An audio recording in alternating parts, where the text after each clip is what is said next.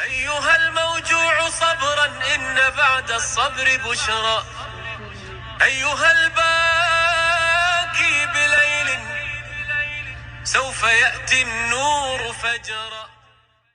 بسم الله الرحمن الرحيم. الحمد لله رب العالمين والصلاة والسلام على أشرف الأنبياء والمرسلين نبينا محمد وعلى آله وصحبه أجمعين. أما بعد. Tonight's topic is our sixth topic from the 70 major sins theme, and from the book of Imam al-Dhahabi rahimahullah of Kitab al-Kaba'ir. So the first topic we mentioned was Ash-Shirku Billah, which is to associate a partner with Allah. The second one was murder. The third was sorcery. The fourth was, that's sorcery. The fourth was? No, abandoning the prayer. And the fifth was? No, that's al-adab al-mufrad. Was the common mistakes that we make in our salah. And today is the topic of zakah. Now, one of the greatest topics that could ever be addressed and called towards and talked about is the issue of zakah. Unfortunately, many speakers, many imams, many scholars, they shy away from this topic. Either they don't want to talk about it because they don't want to be seen as if they're always asking people for money for the sake of Allah or for the poor and so on. But this is a very important topic. It's an act of worship if a person talks about it. And it has such a direct impact in our lives. It has the issue of zakah, has such a direct impact in our lives, on our iman, matters related to the hereafter, matters related to the grave, so many things. And Allah subhanahu wa ta'ala, He described it as one of the few types of topics He loves. He described the issue of talking about zakah or sadaqah as one of the few topics He loves. And He says in Surah An-Nisa, chapter 4, 114, لا خير في كثير من نجواهم.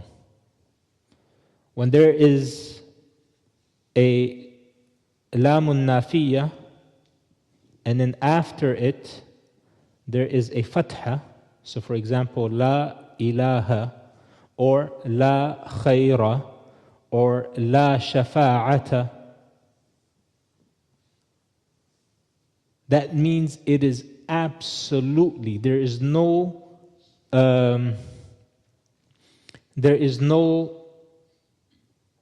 exceptions to this rule. You know, as opposed to having a dhamma afterwards. So if you have lamun nafiya and then after it you say, for example, la khayru, then that means there is an exception to this rule. But in this verse, Allah, He says, la khayra, with the fatha, khayra, meaning absolutely no exception, there's no khayr. في كثير من نجواهم, in most of the talks that people do. There's no khair in any of it. And then He says, إلا, except من أمر بصدقة, except those who command people for zakah and sadaqah, for charity. He didn't bring the issue of salah, He didn't bring the issue of jihad, He didn't bring the issue of anything. He said, إلا من أمر بصدقة أو ma'rufin, or anything that is good. أو إصلاح بين الناس, or to reconcile between two people, whether it's two brothers, whether it's two Muslims, or whether it's husband and wife, and so on.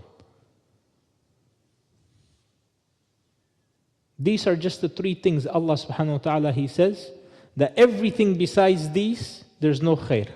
If you talk about this, if you talk about that, people debate about minor issues of the religion that has been discussed and settled upon for more than 1,000 years. And people are just wasting their time instead of calling people, hey, let's pray in salah in jama'ah. Or let's go and help our brothers and sisters who are suffering within our community or abroad. Or let's do something good in terms of giving back to the community. All of that talk, if you ever hear it, if you ever see it, people debating and saying, and the authentic opinion is this and it's that, you can know that Allah is saying there's no khair in any of that. There's no good. And there's no exception. And they can make excuses and they can justify by saying, but we're calling towards the truth and we are doing this. Yeah, your truth, your version of the truth, according to you. There is not a single Muslim who fears Allah. He says, I am calling people towards my desires and myself. Everyone is saying to the Quran and Sunnah, to the Quran and Sunnah. So all of these debates that is going on amongst people, amongst the shabab, on the internet, all of it is useless.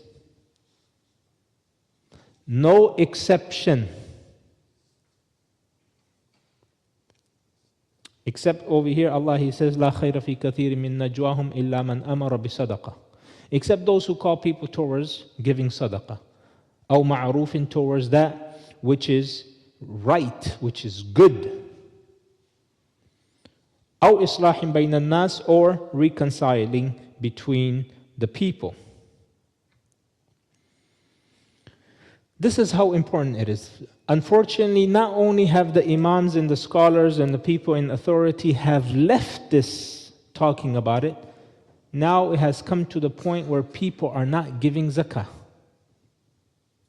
Not giving zakah is one of the major sins of the religion a person can commit. You will see a lot of times the emphasis on salah, which has its right. You will see a lot of emphasis on the issue of hajj, which has its position. You see a lot of emphasis, but of course this is only seasonal with regards to fasting in Ramadan. You don't hear anything about it except 2 weeks before Ramadan, and then maybe a couple days, 6 days, a week after Ramadan. And that is a seasonal worship. But the issue of sadaqah, this is a very important topic that the Prophet ﷺ, he told us that the religion, bunya al-Islamu ala khamsin, Islam has been founded upon 5 major pillars. And one of them he mentioned is the issue of zakah. Not paying zakah is a major sin. And so that's why Imam al-Dhahabi, he mentioned it after the issue of not praying the salah.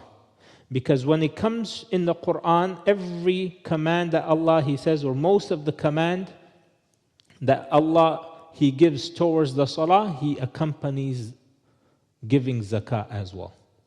So you can imagine the importance of zakah in the religion. In fact, some of the scholars, they said, like Ibn Abbas radiallahu anhu, he said that the religion has been founded upon 3 principles. One is the shahada, to testify that there is no one worthy of worship except Allah, and to establish the prayer, and to give zakah.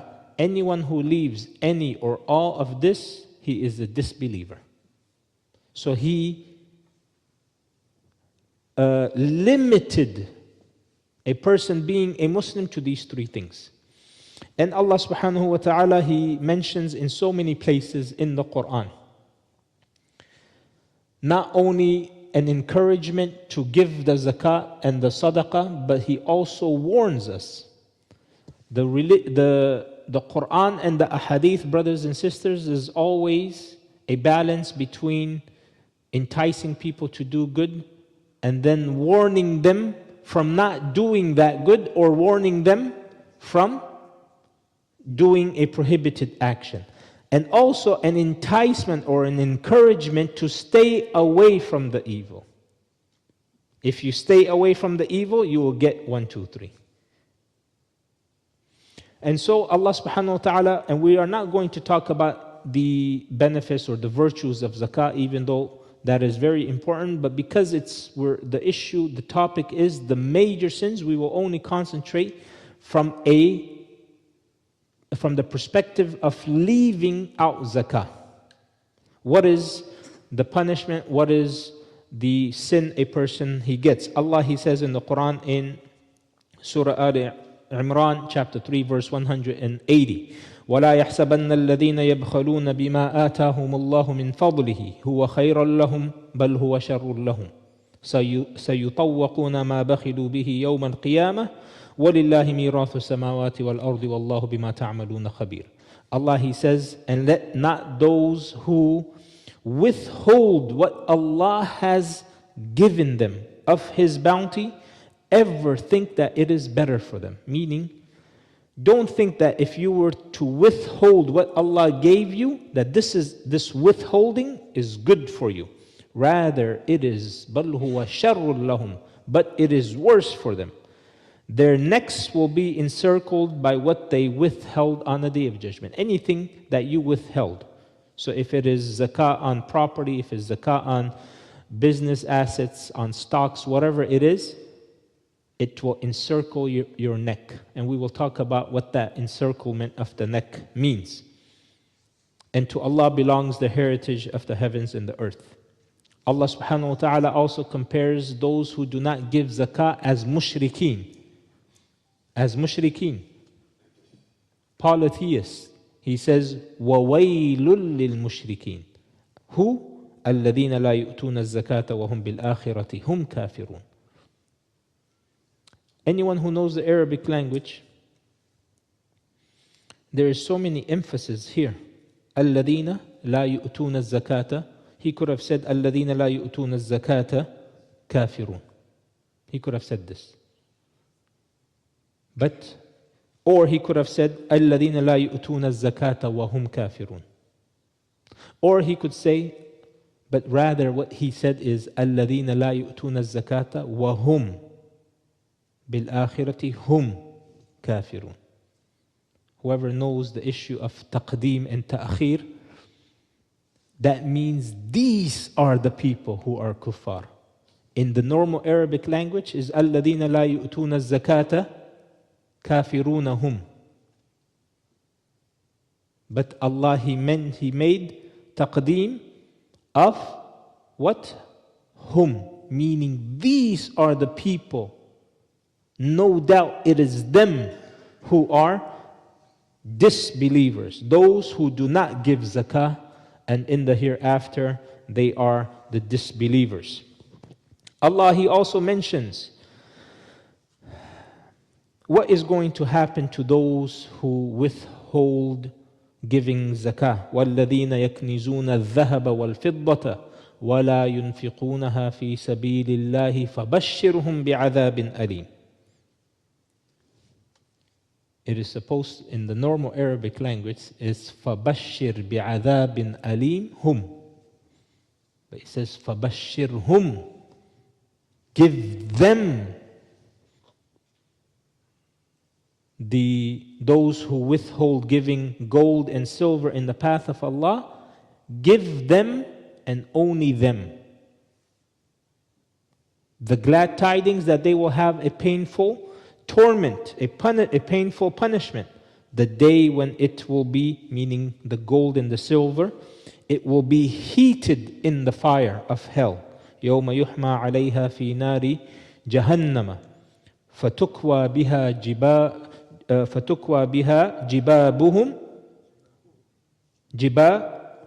جِبَاهُهُمْ وَجُنُوبُهُمْ وَظُهُورُهُمْ.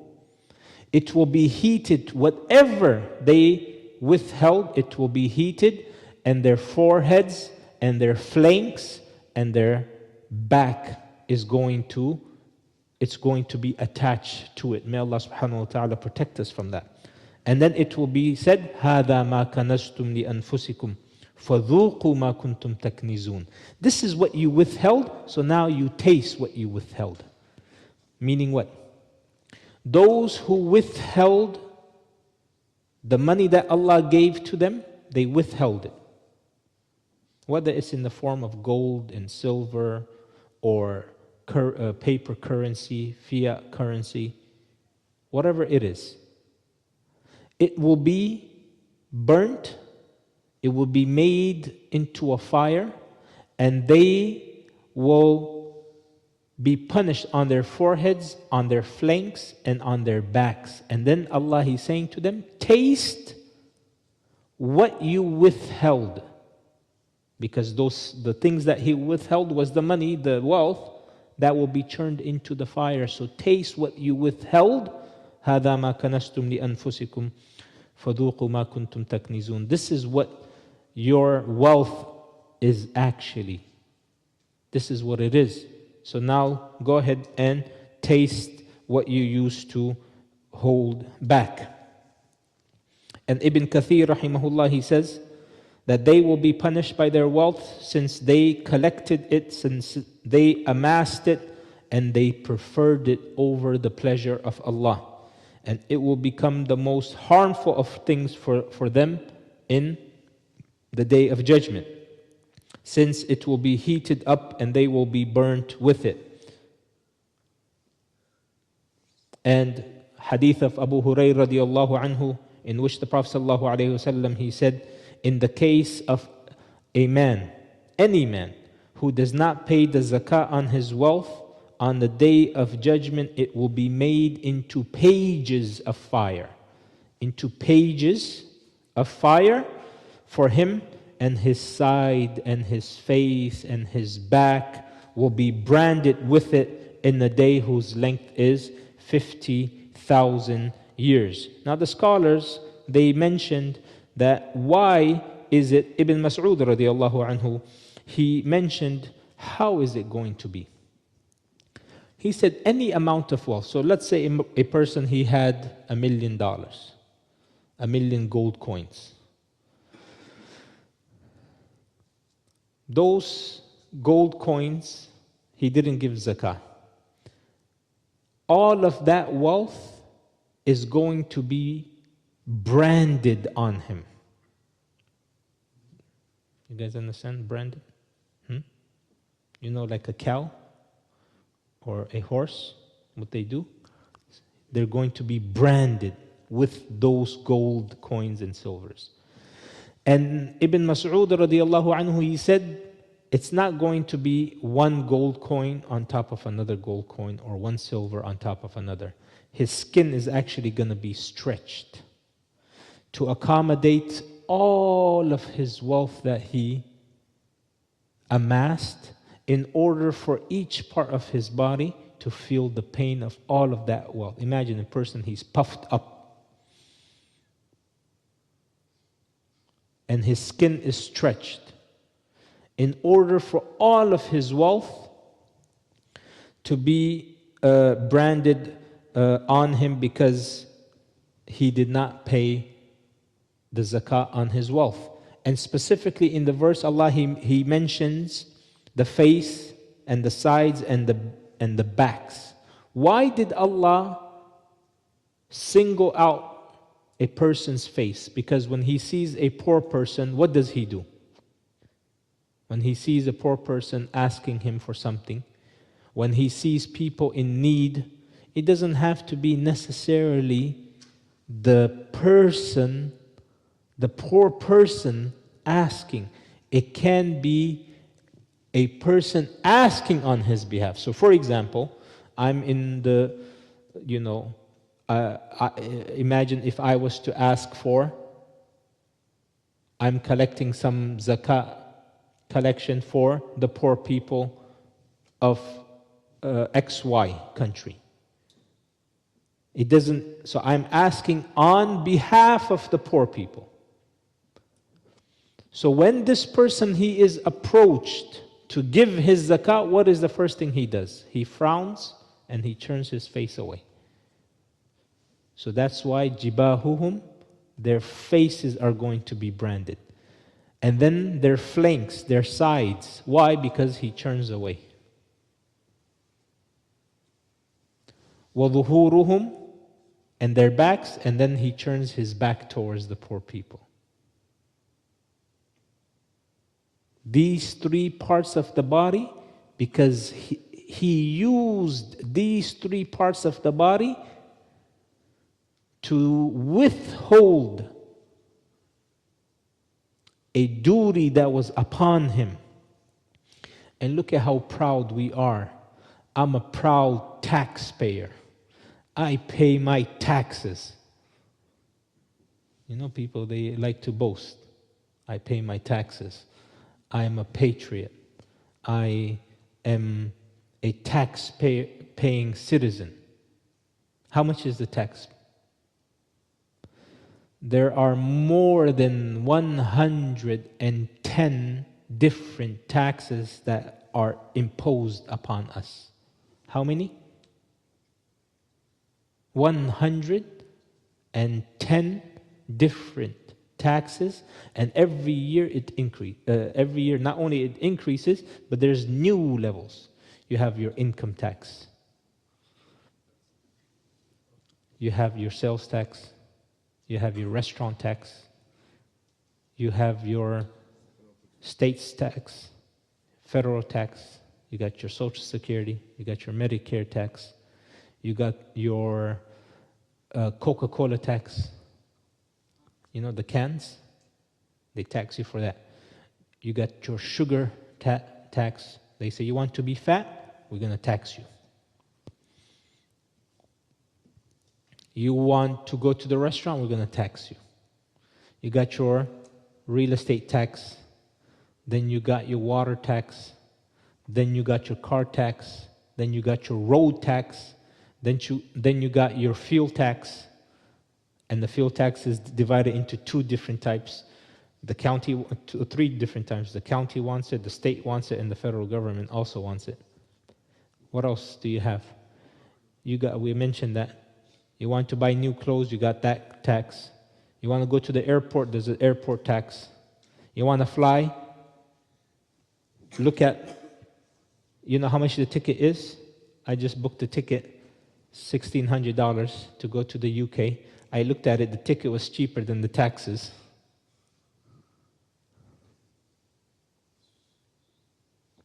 Okay, what else? You want to go to the bathroom, there's a bathroom tax. Wallahi, even when you die, there's a death tax.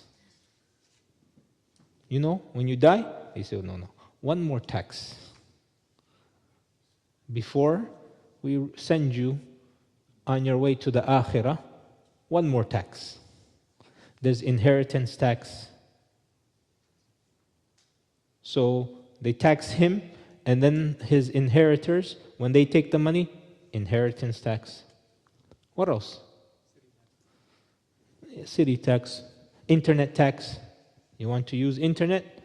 Tax, phone tax, 911 tax. Phone, your cell phone tax. And we are paying and paying and paying all of this.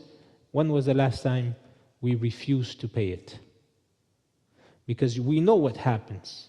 They always tell us on the news what happens to someone who averts taxes or hides his wealth. We know what happens, so what we do, we get scared.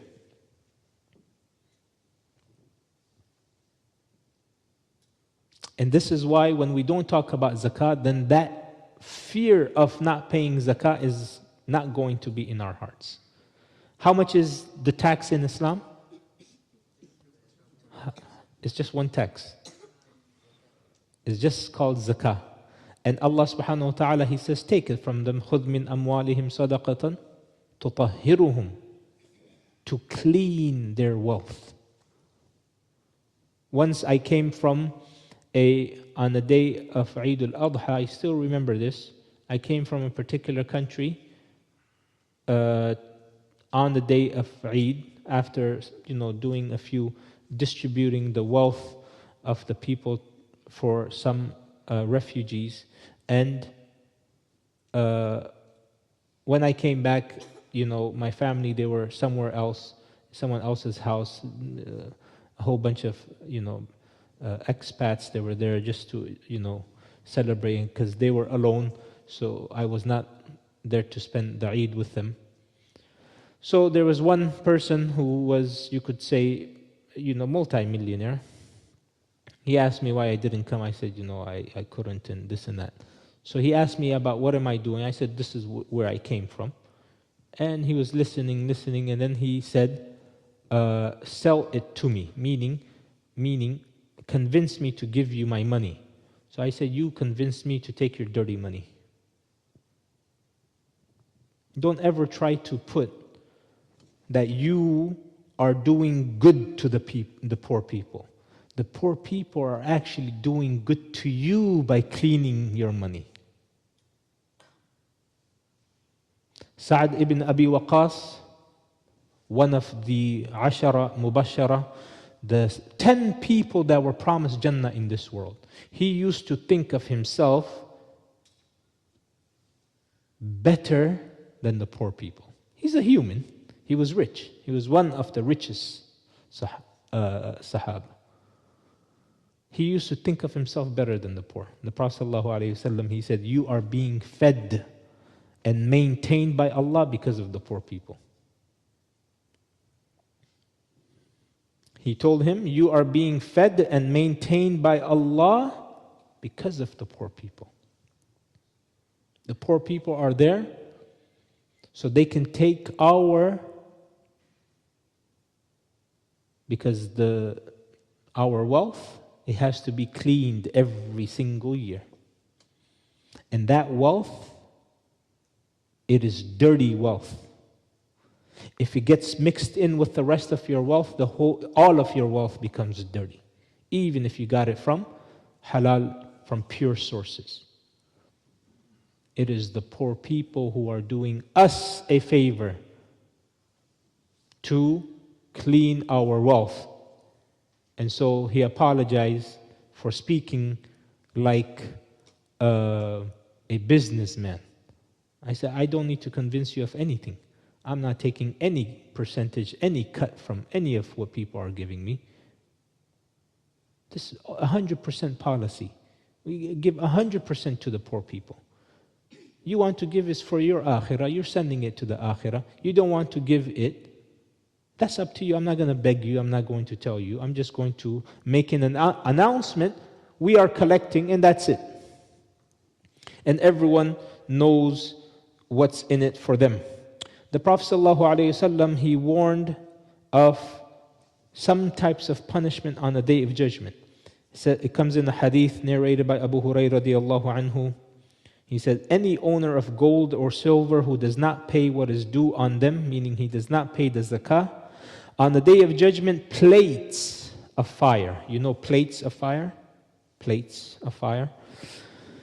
They would be heated for him in the fire of hell, and with them his flank, his forehead, and his back will be burnt. When they cool down, they will be heated again, and the same process will be repeated during the day, which is 50,000 years. It was said to him, O Messenger of Allah, what about camels? Meaning, what if a person does not give zakah on the camels? And that was the wealth at that time. And so he, sallallahu alayhi wasallam, said, any owner of camels who does not pay what is due on them, and part of what is due on them is to milk them on the day in which they are to drink. Meaning, one of the rights of the camels is what? That you have to milk them, because the milk that's contained in their udders is actually a burden on them. It gives them pain. So the animals, they have the right upon you that when they are drinking water, that you milk them. He says that any owner of camels who does not pay what is due on them, he will be made to lie down on a vast smooth ground. And the camels will come, and they are going to be more numerous than they have ever been on any single day. Meaning, there are going to be so many that he never thought that his camels were so many when he was alive in this world. And they will trample him with their hooves, and they will bite him with their mouths. As often as the first of them passes over them, the last of them will be made to return and pass over him during a day which is equal to 50,000 years. And the Prophet ﷺ, he was asked about sheep and goats, and the same description was given to them. And then he was asked about the horse, and a similar description was given to him. Also, the Prophet ﷺ, he said that the first batch of 3 people that will enter the hell is an oppressive leader. Amirun musallat, وذو ثروة من مال لا يؤدي حق الله في ماله وفقير فخور. There's 3 people. The first batch of people that is going to go to Jahannam is who? The first one is an oppressive leader. A second one is a person who is a wealthy individual, but he did not give what was due upon him that was from the rights of Allah, meaning he did not give zakah. And a arrogant poor person. He's poor, but he's arrogant. Meaning what? You are arrogant, and you are poor, and you are arrogant. What right do you have to be arrogant in the first place?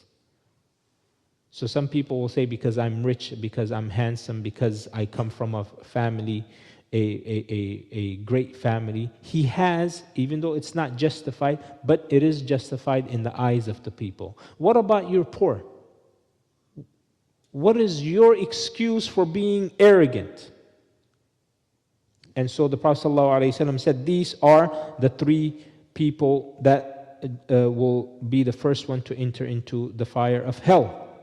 Also Allah, He says in the Quran, وَأَنْفِقُوا مِمَّا رَزَقْنَاكُم مِّن قَبْلِ أَنْ يَأْتِيَ يَوْمٌ أَنْ يَأْتِيَ أَحَدَكُمُ الْمَوْتُ فَيَقُولُ رَبِّ لَوْلَا أَخَّرْتَنِي إِلَىٰ أَجَلٍ قَرِيبٍ فَأَصَّدَّقَ وَأَكُن مِّنَ الصَّالِحِينَ. The people who never pay their zakah, when the time of death comes to them, and we don't even know how their death is going to be, only they can see it. Yet it was described to us in the Quran that these people, they would wish to come back to this world. As they are about to die, they're asking to be given some time, and the only thing that Allah, He mentions that they wish they could do is what? So they can give sadaqah. They didn't say so they can go for Hajj. They didn't say so they can do any other thing. Allah, He says in the verse, and this is the interesting fact is that this is in Surah Al-Munafiqun, chapter 63, verse 10. As if Allah subhanahu wa ta'ala, He is saying that this is the trait of a hypocrite. That when he is asked to give zakah and he doesn't, and so when the time of death comes upon him, he wishes that he would give charity only if he's given one more chance to go back. And the Prophet ﷺ, he also says in the hadith that never do people withhold charity from their wealth, but that a portion from the sky will be held back. Meaning what? Anyone who does not give zakah, they will not have any rain. And look at what the Prophet ﷺ said. He said, if it was not for the animals, they will not have any rain at all. But the reason we are getting rain is because of the animals. And in another hadith, the Prophet ﷺ, he says, there are 5 sins. If you do it, it comes with 5 calamities. People, when they violate their contract, their covenant, and people do not violate their covenant, but that their enemies are given power over them. Meaning, anytime you see two Muslims, when they violate an agreement between them, you will find that their enemies will overpower them. And this is true. When you have two brothers, for example, they violate an agreement that is between them, an outsider is going to take advantage of that situation and create more discord and more animosity between these two brothers. Anyone who does not judge by what Allah has revealed, poverty will become prevalent. Obscenity and nudity, when that appears amongst the people, then death will become prevalent. In another narration, it mentions adultery. When adultery becomes prevalent, you will find an increase in death. And this can be interpreted as now there's going to be all kinds of diseases amongst the people.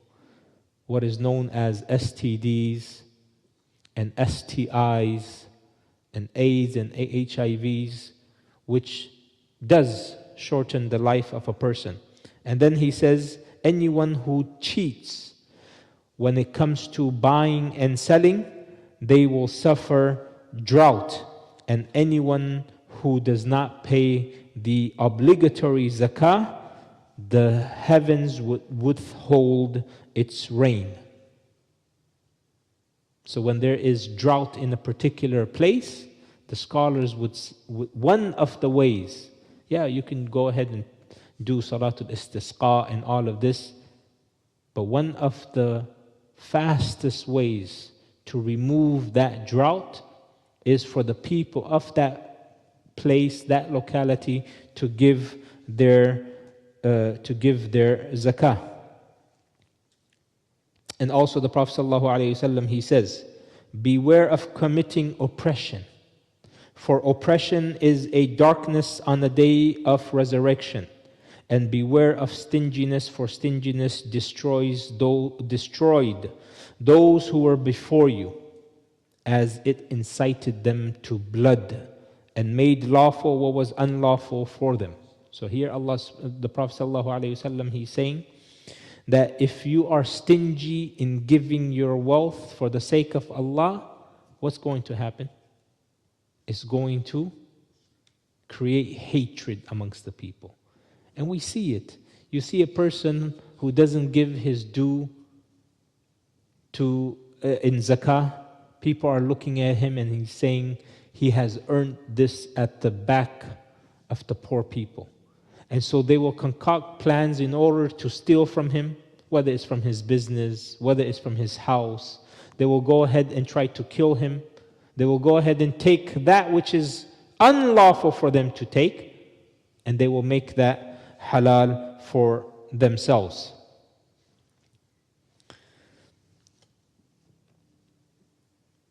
And just very quickly, before we end, Allah subhanahu wa ta'ala, just a couple of virtues with regards to paying zakah and sadaqah. It removes calamities. We mentioned how it brings calamities, but giving zakah, it removes calamities. Allah, He says in Surah Al-Layl, فَأَمَّا مَنْ أَعْطَى وَاتَّقَى وَصَدَّقَ بِالْحُسْنَى فَسَنُيَسِّرُهُ لِلْيُسْرَى. As for the one who is charitable and he fears Allah, and he is a firm believer in the finest reward, we will ease him towards whatever is ease. Also the Prophet ﷺ, he says, there is not a day upon which the servant he wakes up. There's not a day in which when a servant he wakes up, there are two angels that are deputed to him. One of them, he says, O Allah, increase for the one, O Allah, give to the one who gives in charity. So one of the angels, he makes dua, O Allah, give more to the person who gives in charity for that day. And the other one, he says, O Allah, destroy the wealth of the person who withholds from that. And so with that, I would like to give all of you an exercise. And that exercise is, I want you to think of something you want from Allah. Maybe there is a sickness within you or your family, a physical ailment. Maybe you are suffering from anger issues. Maybe you are suffering from laziness. Maybe you're suffering from smoking. Maybe you are suffering from a sinful addiction. And we know charity removes all kinds of calamities. Maybe if you set aside whatever you can with the intention that Allah cures that particular issue that you have, whether it's a physical ailment, whatever it is. Is that clear what I just said? Whatever it is. Can you do that? Will that still be considered for the sake of Allah? Yes, the scholar said it is still considered for the sake of Allah. Even if you want to become rich and you give sadaqah in order, because Allah, He says, if you give sadaqah, He will increase you in wealth. And you are giving sadaqah in order for Allah to increase your wealth. Is that accepted? It's accepted.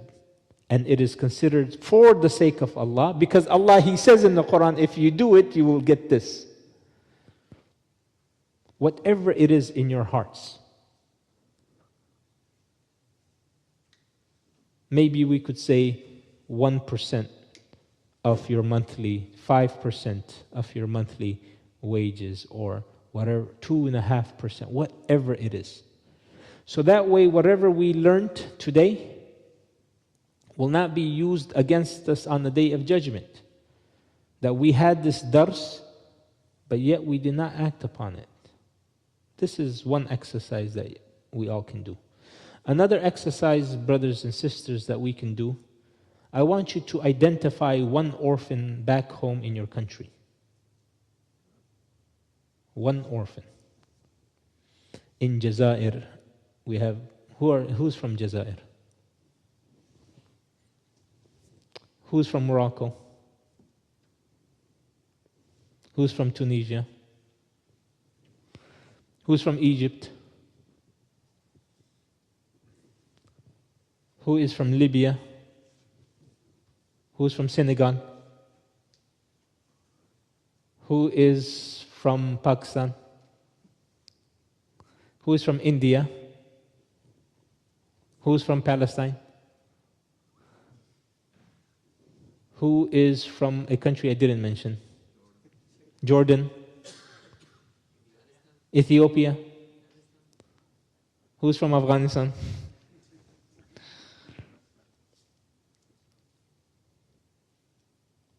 One orphan from your country. Sponsor them until they become 14, 15 years old. How much is it going to cost? $50 a month. What is $50? Yesterday I ate outside and it cost me exactly $50.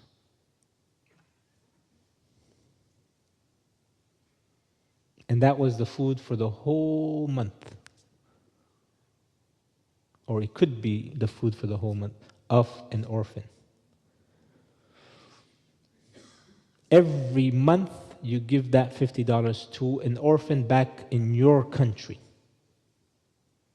So that way they can use it for their education, for food, for clothes. And that way on the Day of Judgment, imagine he grows up and he becomes a righteous individual. Or if he doesn't, but yet he has kids who become righteous. And he talks to them about you. And then they make dua, and they make your shafa'ah, intercession on the Day of Judgment for you. On a day in which your wealth, nothing can benefit you. I want you guys to do this. Identify one orphan back home, sponsor them for the rest of their life until they become mature, 14, 15 years old. Maybe your investment in another person's child whose father has passed away, maybe that investment will bear more fruit than the investment of your own child. Maybe. And as an investor, what do? We always try to diversify our portfolio, right? We try to put, 10,000 here, 10,000 here, 10,000 in 20 different stocks. Now, because we cannot have 20 different kids, we can have 20 different kids by way of adoption and sponsorship and so on. We ask Allah subhanahu wa ta'ala to make us from amongst those who always purify their wealth and purify their hearts. May Allah subhanahu wa ta'ala never allow us to be stingy in our wealth, always allow us to spend in His path and purify our wealth and use it in a way that is pleasing to Him. May Allah forgive us for any stinginess. May Allah forgive us for any withholding. May Allah never allow our wealth to be used against us on the Day of Judgment. May Allah accept from us every single charity that we have given in His purest form. May Allah allow it to be a benefit for us both in this world and in the hereafter. Subhanakallahumma bihamdika ashhadu an la ilaha illa anta astaghfiruka wa atubu ilayk. أيها المكسور قل لي هل يديم الله كسرا